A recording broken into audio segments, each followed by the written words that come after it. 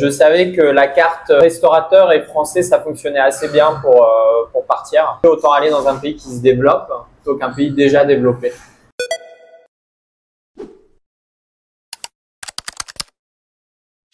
Bonjour Timothée Roussellin, merci beaucoup de nous recevoir ici dans votre restaurant Lily Kitchen. Première question, est-ce que vous pouvez vous présenter un peu, nous dire quel est votre parcours?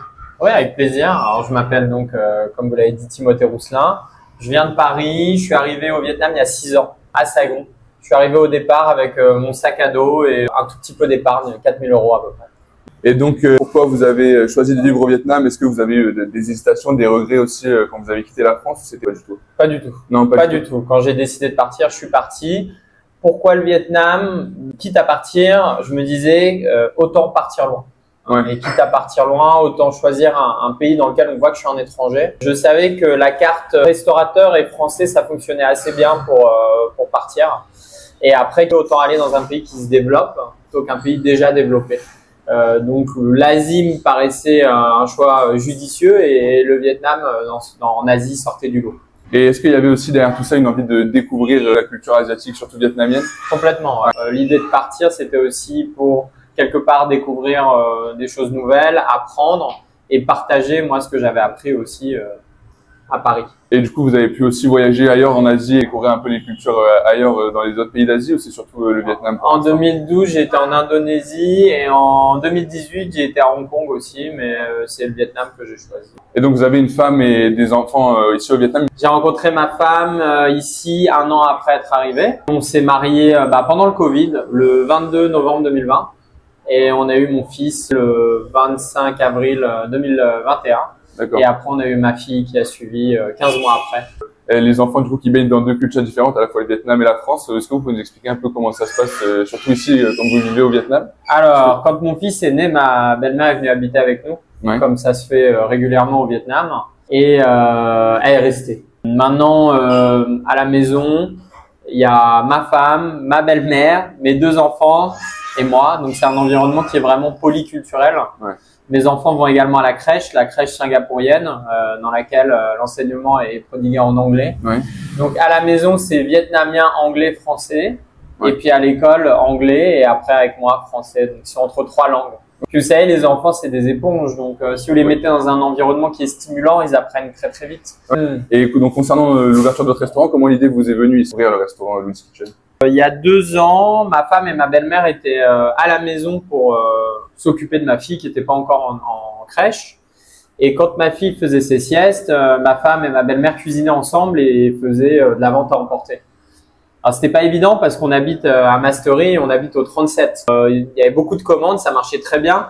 Mais à chaque fois, c'était un petit challenge parce qu'il fallait préparer la commande, descendre du 37e, ramener au Grab. Et il y a plus d'une fois où ça a été problématique au niveau timing. Donc après 4 mois d'opération à la maison, qui se passait pas trop mal, j'ai dit à ma femme et à ma belle-mère de mettre le projet de côté et d'attendre qu'on trouve un local.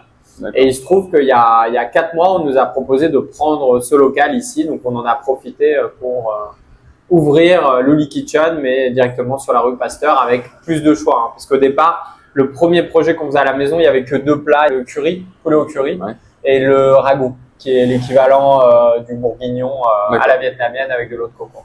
Donc, on a pris le local il y a 4 mois, on a gardé le nom, comme vous avez bien dit, Louis et Lila Kitchen, Louis Kitchen, et on a ouvert le 11/11/2024. Et donc, comme vous le précisez aussi, c'est une entreprise assez familiale, votre femme et votre belle-mère sont impliquées là-dedans. Complètement. Est-ce que vous diriez que ça apporte un plus au restaurant et qu'est-ce que ça change par rapport aux autres restaurants que vous pouvez connaître?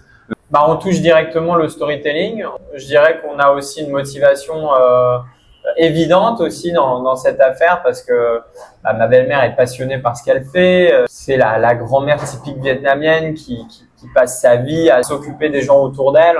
Et ça passe entre autres par la nourriture.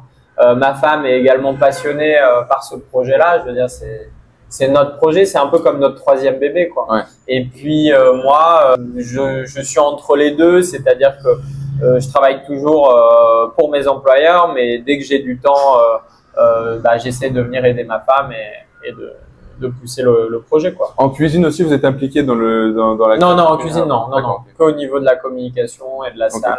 Est-ce que vous avez un plat type, par exemple, quelque chose que vous avez gardé depuis le début? Les deux plats de base, c'est le poulet au curry et le ragoût.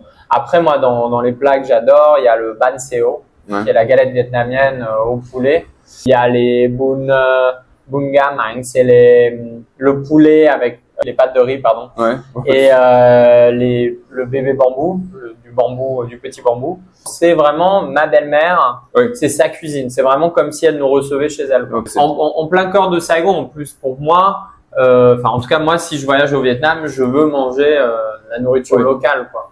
Donc, l'idée, c'est vraiment d'avoir une authentique cuisine vietnamienne en plein centre de Saigon, rue Pasteur, entre le Palais de l'Indépendance, Notre-Dame et la rue Nguyen Huê. En tant qu'expatrié français, vous touchez aussi un public un petit peu plus large. J'imagine que vous devez avoir des clients d'un côté vietnamien, du coup, qui viennent manger la cuisine qu'ils connaissent déjà. Et c'est aussi, le resto, c'est une opportunité pour les gens qui viennent faire du tourisme ou qui viennent passer en tant que Français du temps ici à Saigon, de découvrir la cuisine vietnamienne dans un lieu un peu plus simple que d'aller directement dans un resto typique vietnamien. Absolument, et puis ils ont un contact direct avec nous. Je veux dire, on est toujours sur place, que ce soit ma belle-mère, ma femme ou moi le soir. J'ai eu l'occasion depuis l'ouverture de rencontrer beaucoup de Français en voyage à Saigon qui, grâce à ce local, avaient la possibilité de me poser plein de questions sur ma vie expat, sur le Vietnam, sur mon ressenti, sur pourquoi je suis parti, sur plein de choses. Donc ça, c'est aussi intéressant d'avoir ce lieu-là où on peut partager de la bonne nourriture et aussi nos expériences personnelles. C'est quoi un peu les retours que vous avez du coup sur l'ouverture de votre restaurant qui est assez récente et même des internationaux que vous côtoyez en tant qu'expatrié? Les retours sont hyper positifs, les gens sont très encourageants. On nous dit que nos prix sont un peu bas. Au niveau de la cuisine, par exemple, du restaurant, vous avez des retours aussi là-dessus? Est-ce que vous avez des bons retours sur la qualité des plats? Oui, complètement. Ouais, on a d'excellents retours. Mais ils sont d'ailleurs sur notre page Google. On a 114 commentaires, je crois, maintenant, et on a une note de 4.9. Ah, ok, très bien. Sur Google, ce qui est excellent. Donc, les gens sont contents. Ouais. C'est assez unanimement positif. Complètement, ouais. Est-ce que vous avez des projets futurs? Vraiment, l'idée ici, c'est d'avoir un projet familial, de monter quelque chose aussi pour l'avenir de nos enfants. C'est pour ça qu'il y a ce nom, Louis et Lila. C'est pour ça que je dis que c'est un peu notre troisième bébé. Ouais, c'est ça. Voilà, là, pour l'instant, c'est état petit, et puis on espère, on va tout faire pour que ça grandisse. Et du coup, toujours en gardant ce côté, pareil, familial. Complètement, toujours avec l'idée de laisser ma belle-mère choisir et garder ce côté familial, cuisine familiale. Ouais. Pour moi, les meilleures cuisinières, c'est les mamans et les grands-mères, comme en France. À Lyon, on avait les mères lyonnaises, c'est elles qui faisaient la meilleure nourriture. Et au Vietnam, il y a ça aussi. Vous disiez plutôt que justement, quand vous êtes marié avec votre femme et que vos enfants sont arrivés, votre belle-mère était venue vivre chez vous. Il y a aussi ce côté-là que dans les familles vietnamiennes, les familles sont très regroupées. Et donc forcément, la cuisine des grand-mères, ça rassemble, et des mamans, ça rassemble beaucoup plus de monde, ça touche une famille plus large. Absolument. Ouais. Absolument, ouais. Il y a ce côté convivial, bien évidemment. En tant que créateur du restaurant, est-ce que vous auriez des conseils à donner, par exemple, à des expatriés en France qui hésitent à partir au Vietnam et qui voudraient se lancer dans une entreprise de restaurant, par exemple, ou qui souhaiteraient juste découvrir le Vietnam? Est-ce que vous auriez des conseils pour eux? À la base, c'est de trouver un partenaire local, sinon rien ne peut se faire. Vous diriez que le Vietnam, c'est une bonne destination pour ouvrir par exemple, pour lancer un projet comme celui-ci? Moi, je pense que c'est le moment, ouais. Ouais, complètement. Le Vietnam, je crois, a eu une croissance l'année dernière qui était à 5 ou 6%. Je travaille à Renam, en face de la cathédrale, donc je vois assez bien les mouvements touristiques. Depuis 4 mois environ, on atteint les mêmes niveaux de tourisme, voire que ceux qu'il y avait avant le Covid. Donc on voit qu'il y a un démarrage qui est très très fort. Au-delà de ça, le Vietnam compte 100 millions d'habitants. La plupart des Vietnamiens sont quand même extrêmement jeunes, donc il y a un dynamisme qui pour moi est moins présent en Europe à l'heure actuelle. Parce qu'il y a aussi aujourd'hui au Vietnam une communauté expatriée qui grandit. Et est-ce que vous comptez aussi un peu sur eux pour faire vivre le resto? Oui, bien sûr. Bien sûr. On compte sur tout le monde. Ouais, c'est ça. On compte sur tout le monde. On est très content quand les gens viennent découvrir et nous aider à développer ce petit projet qu'on a. Donc que ce soit les touristes, que ce soit les Vietnamiens ou les expats, évidemment. Pour conclure, ce serait vraiment un resto qui touche tout le monde. dans l'esprit justement assez familial, presque même traditionnel vietnamien. Absolument. Donc, à petit prix. Pour l'instant, la majorité des clients qu'on a, c'est les Vietnamiens qui travaillent dans les bureaux autour. ouais. Donc ça, c'est ceux qui vont venir les midis principalement. Et puis après, on a les touristes qui viennent l'après-midi et le soir. Bah écoutez, merci beaucoup. Merci beaucoup de à nous vous. avoir accueillis. Merci le petit journal. Merci.